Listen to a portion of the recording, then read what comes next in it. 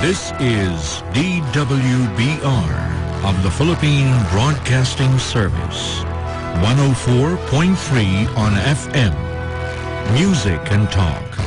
Nice and easy.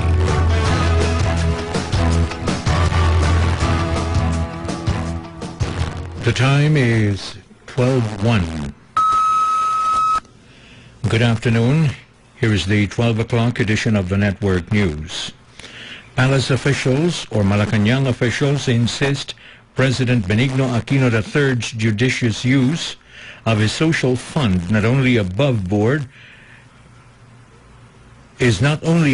board, but also beyond suspicion.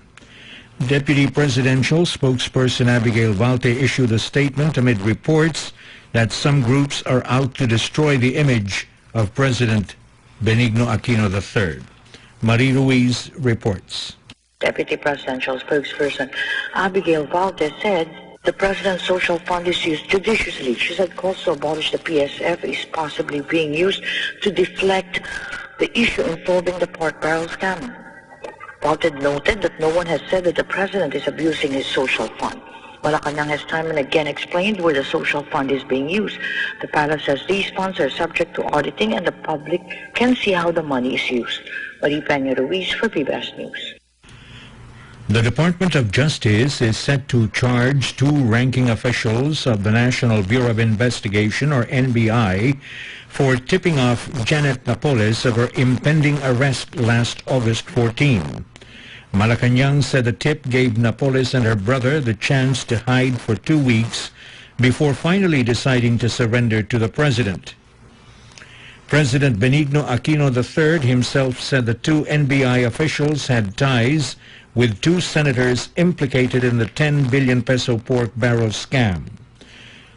The chief executive did not name the NBI officials nor the senators involved with the controversial businesswoman. A new whistleblower has emerged to claim that Janet Napoles has opened new bank accounts to hide her money. The unnamed whistleblower said Napoles withdrew a large amount of money before her bank accounts were ordered frozen by the appellate court. The amount she withdrew was then deposited to her new accounts in a bid to hide them from the authorities. This latest revelation came from a Napoles aide who was made a president of one of the dozens of NGOs created by Napoles. The 11th whistleblower also said Napoles owned 40 residential properties, including units in Crimea worth at least 75 million pesos each. Authorities are sticking to a security plan to deny businesswoman Janet Napoles a chance to kill herself inside her detention cell at Fort Santo Domingo in Santa Rosa, Laguna. This, as reports say, Napoles has been placed on suicide watch aside from securing the detention house from possible assassination attempts against her from the outside. Alvin Baltazar reports. The government will not allow Janet Lim Napoles to renovate her detention house at Fort Santo Domingo in Santa Rosa, Laguna. Moreover, PNP spokesman Senior Superintendent Ruben Teodor Sindak said that Napoles will not be permitted to bring her own furniture.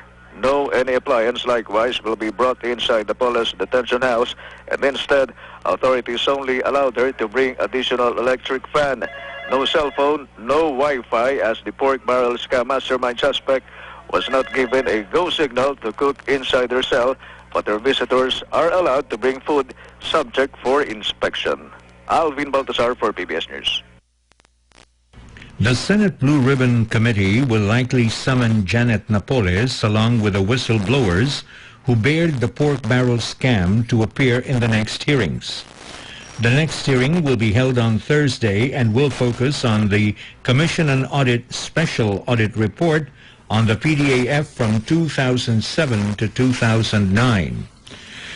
Blue Ribbon Committee Chairman Teofisto Gingona said they have also invited Budget and Management Department Secretary Florencio Abad to attend the hearing.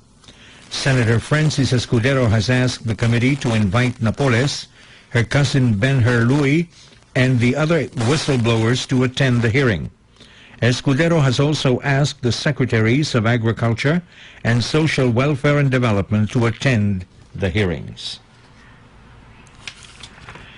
Multi-billion pork barrel scam mastermind Janet Napoles reportedly continues to fear for her life, even inside a well-guarded cell at Santa Rosa, Laguna. Napoles, who is said to be suffering from diabetes, is taking insulin shots 5 times a day to stabilize her blood pressure. Again, Alvin Baltazar reports. 10 billion peso pork barrel mastermind suspect Janet Lim Napoles' blood pressure shoot up at 3 early this morning due to anxiety attack. In a text message sent by PNP spokesman, Senior Superintendent Ruben Theodore Sindak, Napoles' blood pressure went up to 180 over 150 while her sugar level dropped. But as of 4 this morning, Napoles' condition restored back to normal, wherein her blood pressure was recorded to be at 120 over 90. Napoles had her breakfast at 6 a.m., where she was served up with ham, eggs, sunny side up, and rice. Alvin Baltasar for PBS News. Court of Appeals Justice Danton Buser has inhibited himself from the cases of Janet Napoles pending before the court's 2 divisions. This after his name was dragged as one of the former lawmakers funneling their pork barrels to dubious NGOs linked to Napoles. Buser has asked the NBI, or National Bureau of Investigation, to determine whether his signature was forged in the 19.4 million peso fund releases of his PDAF. He insists he has not endorsed any funds to the 2 dubious NGOs, nor does she know Napoles. Buser has inhibited himself from hearing the Napoles cases in order to avoid putting the appellate court under any cloud of doubt. They must hate him so much in Camarines Sur. Political leaders from the so-called Fuentebella country are now urging Justice Secretary Laila de Lima to include Deputy Speaker Arnulfo Fuentebella among those being probed for the pork barrel scam. Leaders of the local political party in Bicol, Partido, said Fuentebella's pork barrel funds were included in the Commission on Audit Special Audit Report for 2007 to 2009. They accuse him of coursing his funds to an NGO allegedly headed by his driver. The Commission on Audit Special Audit Report said Fuentebella got at least 197 million pesos worth of funds, of which 18.6 million were funneled to the driver's NGO. The intelligence community is looking into reports of an attempt to destabilize the government during the September 11 EDSA Tayo rally.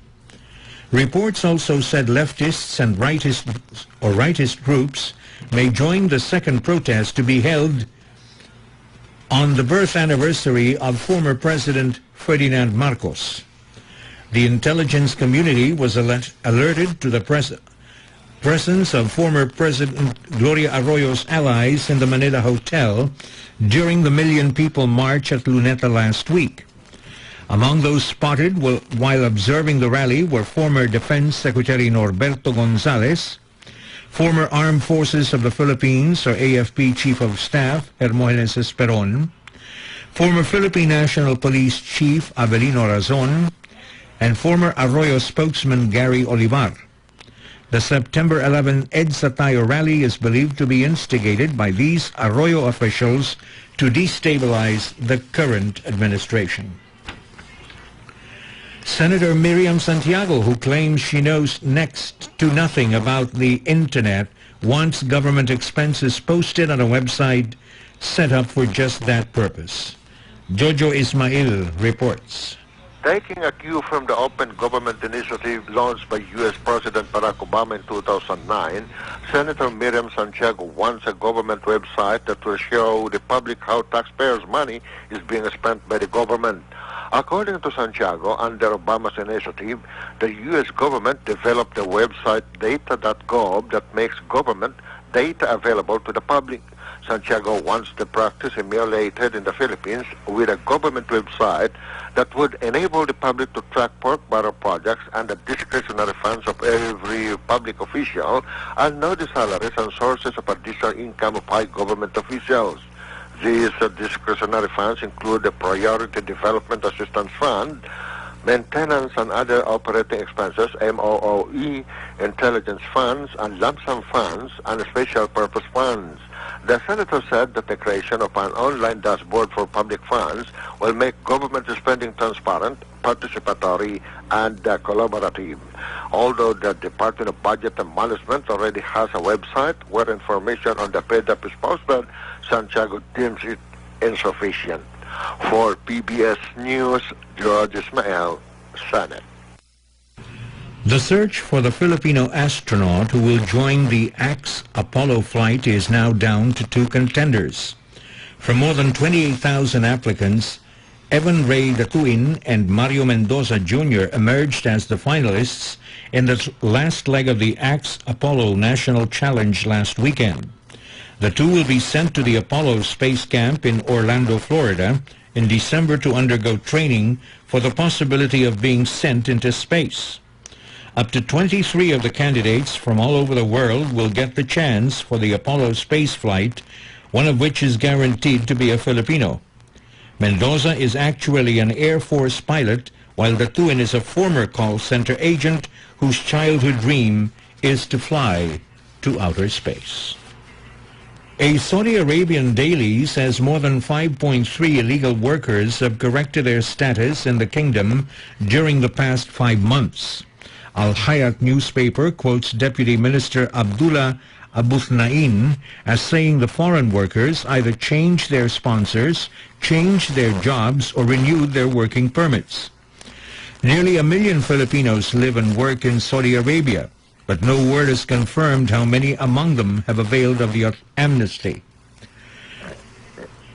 The Saudi Arabian Labor Ministry plans to launch a crackdown on illegal workers when the 7-month amnesty ends on November 3. The Philippine Air Force is closely monitoring the crash investigation of the T-508 lead-in jet fighter that killed 2 pilots recently. The T-508 jet is patterned after the F-A-50 jet fighter, which the Air Force wants to buy from South Korea for its modern squadron for nearly 19 billion pesos. The crash Wednesday last week off southwestern Gwangju City was the second one involving a T-50. In November last year, a T-50 crashed into a mountain, killing a pilot. The Philippine Air Force's order of a dozen F-A-50 jet fighters has been put on hold until South Korea's probe is over. And with that, we conclude the 12 o'clock edition of the Network News. This is Vibar reporting. This is Business Radio.